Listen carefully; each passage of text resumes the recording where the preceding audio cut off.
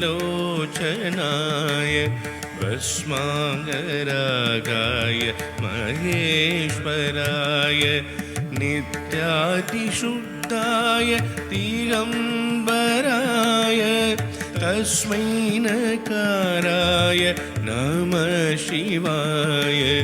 तस्मै नकाराय नमः शिवाय मन्दाकिनी सलिलचन्दनचर्चिताय नन्दीश्वर प्रमथनाद महेश्वराय मन्दारपुष्प सुपुष्प सुपूजिताय तस्मै नकाराय नमः शिवाय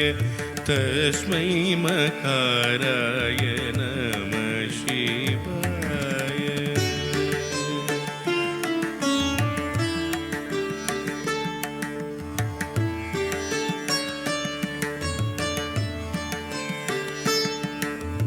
शिवाय गौरीवदनाब्जवृन्द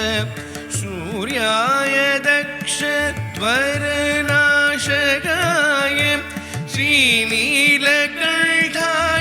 वृषभध्वजाय तस्मै सिकाराय नमः शिवाय श्रीनीलकण्ठाय वृषभध्वजाय तस्मै सिकाराय नमः शिवाय तस्मै शिकाराय नमः शिवाय वसिष्ठकुम्भोद्भव गौतमाय मुनीन्द्रदेवार्चित शेखराय चन्द्रार्कवैश्वानरलोचनाय तस्मै वकाराय नमः शिवाय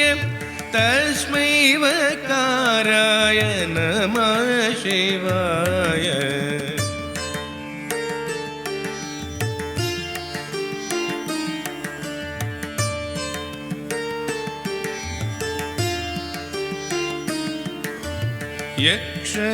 यक्षस्वरूपाय जडाधराय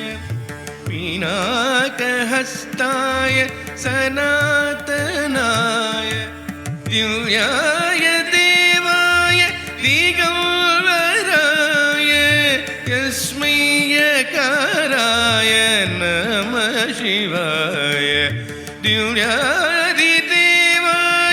दिगम्बराय तस्मै यकाराय नमः शिवाय तस्मै यकाराय